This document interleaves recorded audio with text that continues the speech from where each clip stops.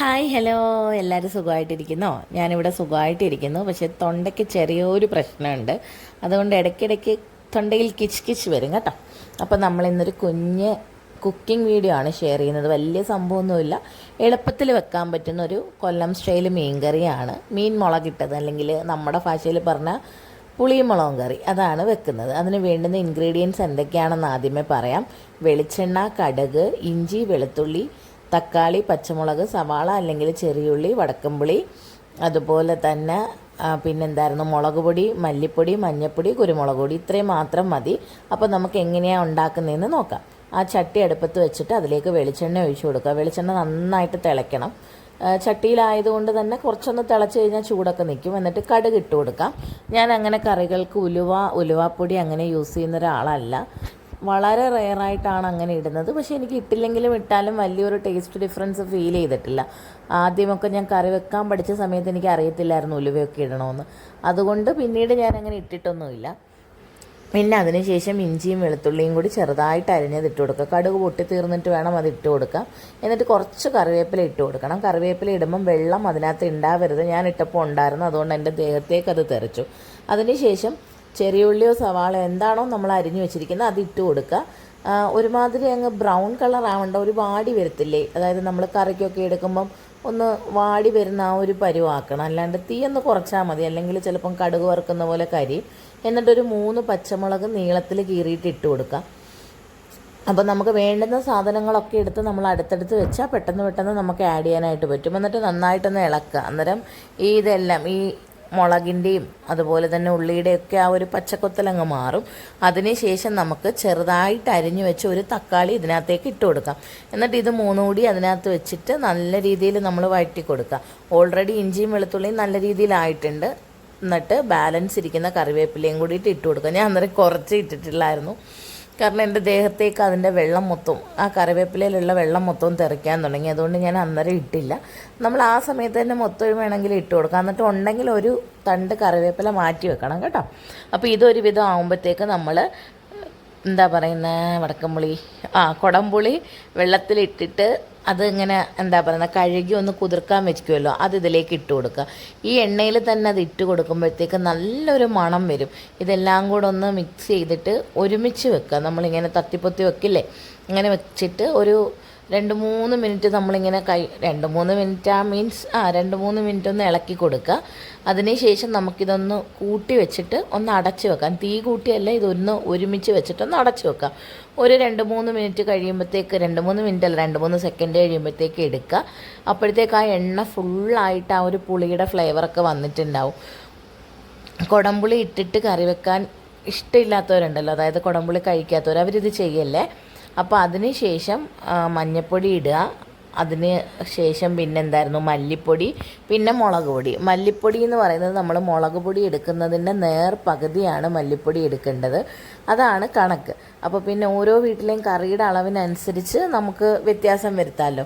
കുടംപുളി യൂസ് ചെയ്യാത്തവർക്ക് ഇത് മിക്സ് ചെയ്തിട്ട് നമ്മൾ ഇപ്പോൾ ഇത് നന്നായിട്ട് പൊടികൾ ഇട്ട് കൊടുത്തിട്ട് ഈ തീയങ്ങ് അണച്ചു കൊടുക്കുക.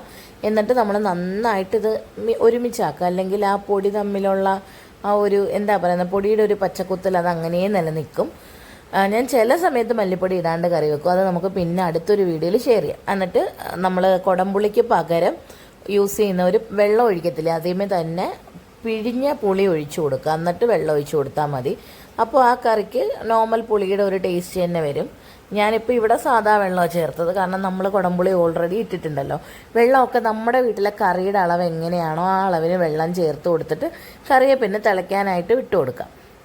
ഇപ്പോൾ തിളയ്ക്കാൻ തുടങ്ങിയിട്ടില്ല, കാരണം നമ്മൾ വെള്ളമൊക്കെ അങ്ങോട്ട് ഒഴിച്ചു കൊടുത്തിട്ട് ചൂടായി തുടങ്ങുന്നതേ ഉള്ളൂ. ഇനി നന്നായിട്ടിത് ഒരു ചെറിയ പത വന്ന് ഇത് തിളയ്ക്കാൻ തുടങ്ങും. ആ തിളയ്ക്കാൻ തുടങ്ങുന്ന സമയത്ത് നമ്മൾ ഇത്തിരി നല്ല രീതിയിൽ തീ കൂട്ടി വെക്കണം. തീ കൂട്ടി വെച്ചിട്ട് ജസ്റ്റ് ഒന്ന് ആദ്യത്തെ തിളയൊക്കെ വന്ന് തുടങ്ങുമ്പോൾ നമുക്ക് ആവശ്യത്തിനുള്ള ഉപ്പൊക്കെ ഇട്ട് കൊടുക്കാം. എത്രയാണോ നമ്മുടെ കറിയുടെ ഉപ്പ് ആ ഒരളവിന് ഉപ്പിട്ട് കൊടുക്കാം. അതുകൊണ്ട് ഇവിടെ ഇപ്പം നമുക്ക് കുമിളയൊക്കെ വരാൻ തുടങ്ങി. ഇതാണ് കറി തിളച്ച് തുടങ്ങുന്നതിനുള്ള ആദ്യത്തെ സിംറ്റം. ഈ കറി തിളച്ച് തുടങ്ങുന്ന സമയത്ത് നമുക്കിതിൽ കിടക്കുന്ന എന്താ പറയുന്നത് സ്പൂണ് കാര്യങ്ങളൊക്കെ അങ്ങ് മാറ്റാം. പിന്നെ കറിയെ അതിൻ്റെ ഇഷ്ടത്തിന് വിട്ടേക്കും, അത് അവിടെ കിടന്ന് തിളച്ചോട്ടെ. അപ്പോൾ നമ്മൾ നമ്മുടെ സ്പൂൺ എടുക്കാനായിട്ട് പോവുകയാണ്. കറി ചെറുതായിട്ട് തിളയ്ക്കാനായിട്ട് തുടങ്ങിയിട്ടുണ്ട്. ഈ സമയത്ത് നമുക്ക് അടപ്പ് വെച്ചിട്ട് കറി അങ്ങ് അടച്ചു വെക്കാം. നല്ല രീതിയിൽ അത് തിളച്ച് തുടങ്ങിയതിന് ശേഷം നമുക്ക് തുറന്ന് നോക്കാം. നമ്മുടെ കറി ഇവിടെ നല്ല രീതിയിൽ വെട്ടി തിളയ്ക്കാൻ തുടങ്ങി. ഇനി കുറച്ച് തീയൊന്ന് കുറച്ച് വെക്കുക. എന്നിട്ട് കറക്റ്റ് ഈ സമയത്ത് പുളിയൊക്കെ കറിയിൽ ഇറങ്ങിയിട്ടുണ്ടാവും. അപ്പോൾ അത് ഓക്കെ ആയിട്ടുണ്ടോ എന്നൊക്കെ നോക്കുക. അതായത് ഉപ്പൊക്കെ ബാലൻസ്ഡ് ആണോ എന്നൊക്കെ നോക്കുക. കാരണം ഇനി മീനിടുമ്പോൾ നമ്മൾ അതിനകത്തോട്ട് ഈ ഉപ്പും പുളിയും അതുകൊണ്ട് തന്നെ ആ ഒരു പാകത്തിനുള്ള ഉപ്പും പുളി ഉണ്ടോ എന്ന് നോക്കണം. എനിക്കിവിടെ കിട്ടിയത് ചൂരായിരുന്നേ. അത് കണ്ടിച്ചപ്പം കുറച്ച് സോഫ്റ്റായിട്ടിരുന്നു. അതുകൊണ്ട് ഞാൻ വിചാരിച്ചു മീൻ കേടാന്ന്. പക്ഷേ കറിയിലൊക്കെ ഇട്ട് കഴിഞ്ഞപ്പോൾ അത് ഹാർഡായി. ചില ചൂര അങ്ങനെയാണെന്ന് ഞാൻ ആരുടെയോ വ്ളോഗിൽ, കൊച്ചിക്കാരി അവരുടെ വ്ളോഗിൽ ഞാൻ കേട്ടിട്ടുണ്ട്. പുള്ളിക്കാരത്തിൻ്റെ വ്ളോഗിൽ ഇങ്ങനെ പറയുന്നത് ഞാൻ കേട്ടിട്ടുണ്ടായിരുന്നു. അപ്പോൾ എൻ്റെ വിചാരം ഈ മീൻ കേടായിരുന്നു എന്നാണ്. പക്ഷേ കറി വെച്ചപ്പം കൊള്ളായിരുന്നു കേട്ടോ. അപ്പോൾ മീനൊക്കെ ഇട്ട് കൊടുക്കുക. കുറച്ച് അകത്തി ഇട്ട് കൊടുക്കുക. മീനുകൾ തമ്മിൽ കൂട്ടി ഒരു സ്ഥലത്ത് വീഴാത്ത രീതിയിൽ ഇച്ചിരി അകത്തി ഇട്ട് കൊടുത്തിട്ട് നമുക്ക് ഈ സമയത്ത് വേണമെങ്കിൽ ചട്ടി ഒന്ന് ചുറ്റിച്ചൊക്കെ കൊടുക്കാം. അത് ചെയ്യാൻ അറിയാവുന്നവർക്ക് ചെയ്യാം, അറിയാത്തവർ ചട്ടി ഒന്നും പൊക്കിയെടുക്കണ്ട.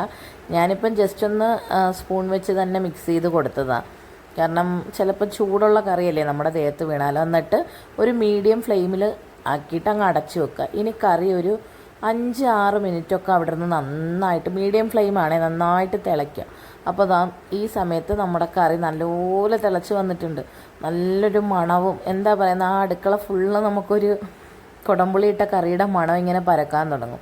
നല്ലൊരു ടേസ്റ്റാണ് കേട്ടോ ഈ സമയത്ത്. അപ്പോൾ നമുക്ക് എല്ലാം നോക്കാം. എന്തെങ്കിലും ഉപ്പോ പുളിയോ ഒക്കെ കുറവുണ്ടോ എന്നൊക്കെ ഇപ്പം നോക്കാം. കുറവുണ്ടെങ്കിൽ അത് ആഡ് ചെയ്ത് കൊടുക്കുക.